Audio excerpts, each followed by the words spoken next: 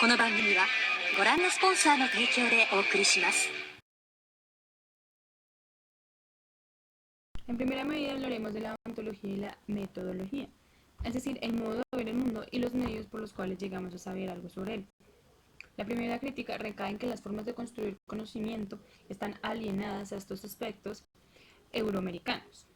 La colonialidad hace alusión a los patrones de poder arraigados en la racionalización del conocimiento eurocéntrico y la inferiorización ontológica identitaria, que siguen orientando estas formaciones sociales, los esquemas mentales y la vida cotidiana.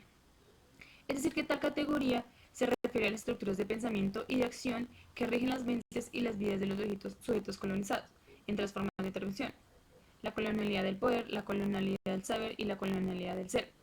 La dimensión ontológica se refiere a acciones incorporadas y naturalizadas en las acciones normales de estos actores sociales, es decir, a la interiorización del discurso colonial y las estructuras coloniales en la vida de los colonizados. Así, este ámbito pertenecería a la colonialidad del ser, aspecto topado por Maldonado Torres en 2007.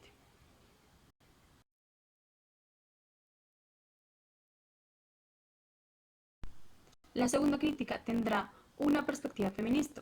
En este caso, Cheever, siguiendo universalistas como Max Bown, afirma que las aspiraciones humanas no están culturalmente constituidas, sino que los intereses comunes y las necesidades básicas, como la necesidad humana universal del bienestar físico, son características fundamentales de la naturaleza humana.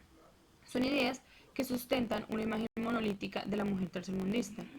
Esto ignora por completo la crítica hecha particularmente por las feministas postcoloniales de que tales gestos universalizadores ignoran configuraciones históricas dispares de la familia, la comunidad, la sociedad y el Estado, que enmarcan de manera diferente las prácticas, las vulnerabilidades, la agencia del mundo postcolonial, por lo que habría que considerar todas las manifestaciones en las cuales se ejerce dominación y explotación que estas relaciones de género impusieron pues desde una visión feminista, como es el caso del Black Feminism, que es un pensamiento feminista donde aquellas ideas, experiencias son compartidas por los afroamericanos y proporcionan un enfoque singular de sí mismas, de la comunidad, de la sociedad, y tales teorías interpretan esas experiencias.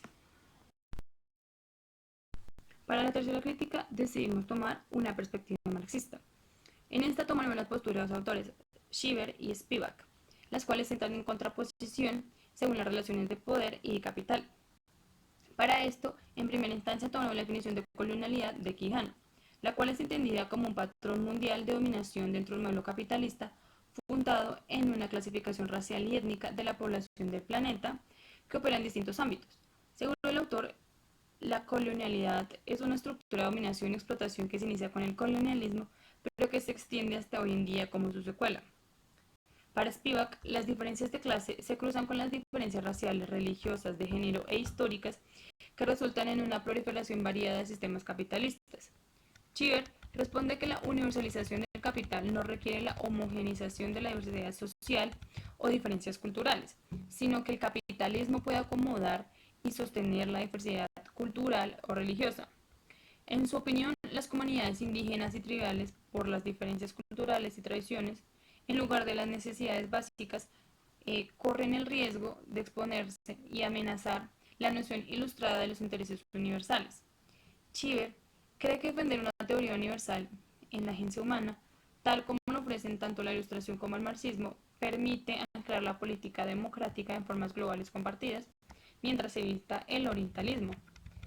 Cheever presenta la teoría postcolonial necesariamente antagónica con la racionalidad de la Ilustración. Cheever afirma que la lógica del capital es realmente universal y su proliferación en las sociedades postcoloniales produce una historia universal de lucha de clases. Es aquí cuando entra en contraste la posición de Spivak, que señala que además de la formación de Cheever de la resistencia libre de raza o libre de género, en todas las culturas ignora la relación del internacionalismo del movimiento sindical al colonialismo. Spivak, por su parte, afirma que sus ideas basadas en Gramsci sostiene que los grupos coloniales subalternos no están unificados y no pueden unirse hasta que se conviertan en un Estado. Estipula que al heroificar estas clases subalternas y hacerlas partes de la clase proletaria universal, Chile integra a la perfección a todos estos dentro de la misma historia que Europa, es decir, tenían un contexto y un desarrollo totalmente diferente. Como una cuarta crítica, nos gustaría establecer una posición de Minolo en la cual estipula una reestructuración del poder colonial.